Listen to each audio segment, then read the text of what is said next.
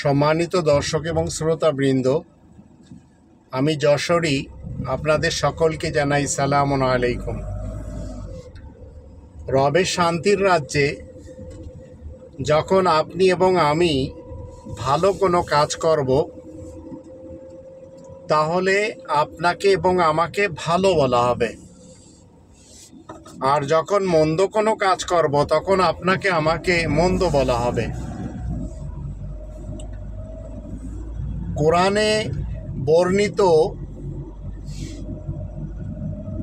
মুহাম্মাদুর রাসূলুল্লাহ ওয়া খাতামান নাবিয়িন, এটি এমন পদমর্যাদা এবং এমন পদবি যেটি অর্জন করার জন্য আপনাকে আমাকে আয়াত প্রচার করে প্রশংসিত হতে হবে এবং মুহাম্মদ উপাধি ধারণ করতে হবে। আর যখন আপনি আয়াত প্রচারের কারণে প্রশংসিত মুহাম্মদ এই পদে উপনীত হবেন, এই পদমর্যাদা আপনি অর্জন করে নেবেন, তখন আল্লাহ কি বলছেন 33 নম্বর সূরা আল আহজাবের 40 নম্বর আয়াতে, মা কানা মুহাম্মাদুন আবা আহাদিম মির রিজালিকুম ওয়ালাকিন রাসূলুল্লাহ ওয়া খাতামান নাবিয়িন ওয়া কানা আল্লাহু বিকুল্লি শাইইন আলিমা।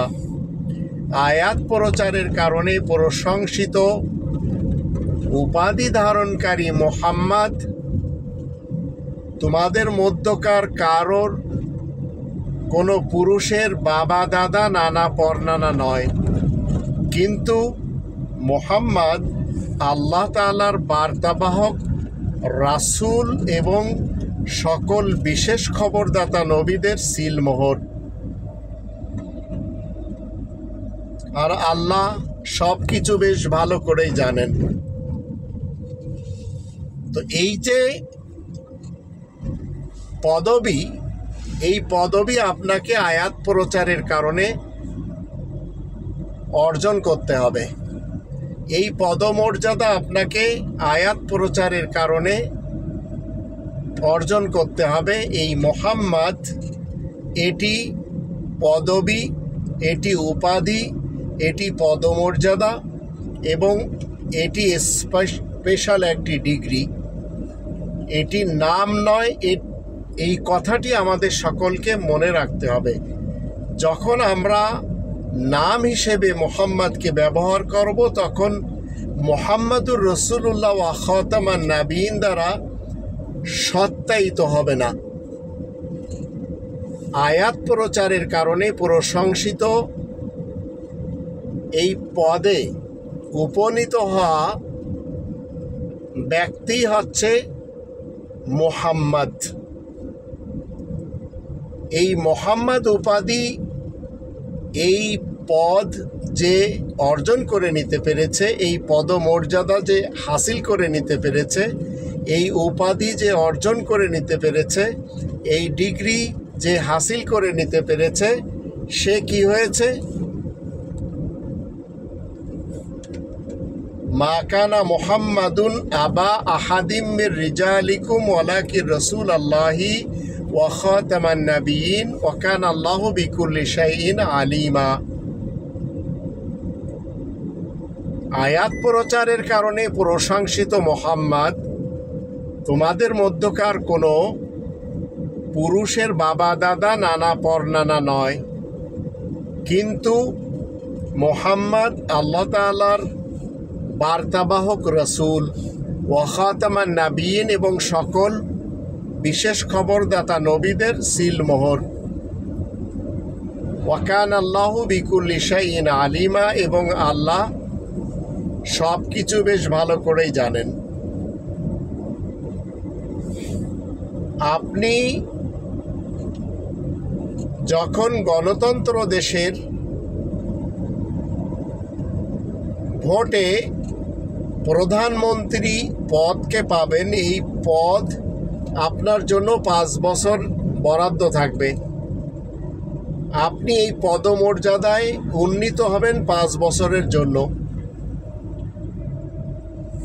তদ্রূপ প্রেসিডেন্ট, তদ্রূপ স্পিকার, কোনো কোনো দেশে আরেকটু কম সময়। এখন মুহাম্মাদুর রসুল্লাহ আয়াত প্রচারের কারণে প্রশংসিত এই পদটি, এই উপাধিটি ধারণ করতে হবে আয়াত প্রচারের কারণে, প্রশংসিত হয়ে। আয়াত যখন আমি প্রচার করব, তখন কার আয়াত প্রচার করতে হবে? আল্লাহ তাআলার আয়াত, কোরআনের আয়াত, রব্বানি আয়াত। এছাড়া অন্য কোনো কিছু যদি কেউ প্রচার প্রসার করে মুহাম্মদ উপাধি ধারণ করতে চায়, তাহলে সে হবে ফেক, সে হবে মিথ্যা এবং সে হবে কাজ্জাব। তো এখন কোনো ব্যক্তি যদি নিজেকে মুহাম্মদ নাম রাখে, এই উপাধি যদি নামে কেউ পরিবর্তন করে নেয়, তাহলে ওই নাম যদি কখনো নবী হওয়ার, রাসূল হওয়ার দাবিদার হয়, তখন কোরআনের মুহাম্মাদুর রসুলুল্লাহ ওয়া খাতামান নাবিয়িন সত্যায়িত করবেন না। কারণ মুহাম্মাদুর রসুলুল্লাহ ওয়া খাতামান নাবিয়িন সত্যায়িত করবেন, সিল লাগাবেন শুধুমাত্র 19 জন নবীদের। এই 19 জনের বাহির থেকে যখন হিন্দুস্তান থেকে, আরবিস্তান থেকে, পাকিস্তান থেকে বা অন্য অন্য দেশ থেকে কেউ নবী হওয়ার দাবি করবে, তাকে মুহাম্মাদুর রসুলুল্লাহ খাতামান নাবিয়িন হয়ে সত্যায়িত করবেন না। কারণ তারা ইসলামের কেউ নবী না।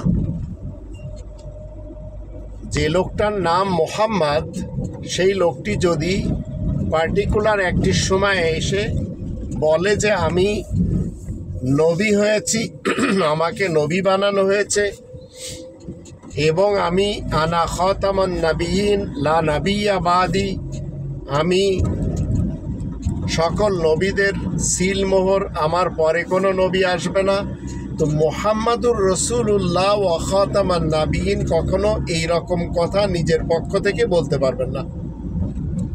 কারণ তিনি হবেন রসুলুল্লাহ, আর রসুলুল্লাহ মুহাম্মদ তখনই কার্যকর হবে আয়াত প্রচারের কারণে প্রশংসিত উপাধি ধারণ করতে পারবে মুহাম্মাদের। আর মুহাম্মদ এই উপাধি ধারণ করার সাথে সাথে এই লোকটি, সে যে কেউ হতে পারে, যে কোনো দেশের হতে পারে, যে কোনো এলাকার হতে পারে, যে কোনো ভাষার হতে পারে, যে কোনো বর্ণের হতে পারে,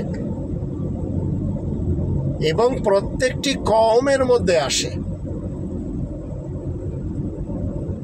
আয়াত প্রচারের কারণে প্রশংসিত হতে হবে এবং প্রত্যেকটি কওমে যে আল্লাহর রাসূল পাঠান, তার জন্য 14 নম্বর সূরা ইব্রাহিমের 4 নম্বর আয়াতের শুরুতে বলা হচ্ছে, ওয়ামা আরসালনা মির রাসূলিন ইল্লা বিলিসানি কওমিহি লিয়ুবাইয়িনা লাহুম। রাসূল হিসেবে, বার্তাবাহক হিসেবে, মেসেঞ্জার হিসেবে, অ্যাম্বাসেডর হিসেবে, দূত হিসেবে আল্লাহ যাকে পাঠাবেন, তার কওমের ভাষায় পাঠান, যেন সে কওমের লোকদেরকে তাদের ভাষায় বুঝিয়ে দিতে পারে। তো আমরা যারা বাংলাদেশি রয়েছি, আমরা যারা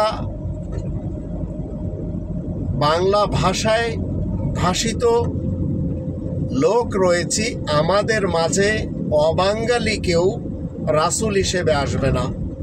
কারণ এটি হচ্ছে, যদি কেউ এসে দাবিদার হয়, তাহলে সেটি সুন্নাতুল্লাহর খিলাফ হবে। আর সুন্নাতুল্লাহ কি? প্রত্যেক ভাষায় আল্লাহ রাসূল পাঠান ওই ভাষার বা ওই জাতির লোকদেরকে বুঝিয়ে দেওয়ার জন্য। ওয়ামা আরসালনা মির রাসূলিন ইল্লা বিলিসানি কওমি লিয়ুবাইয়িনা লাহুম। এখন আল্লাহ রাব্বুল আলামিন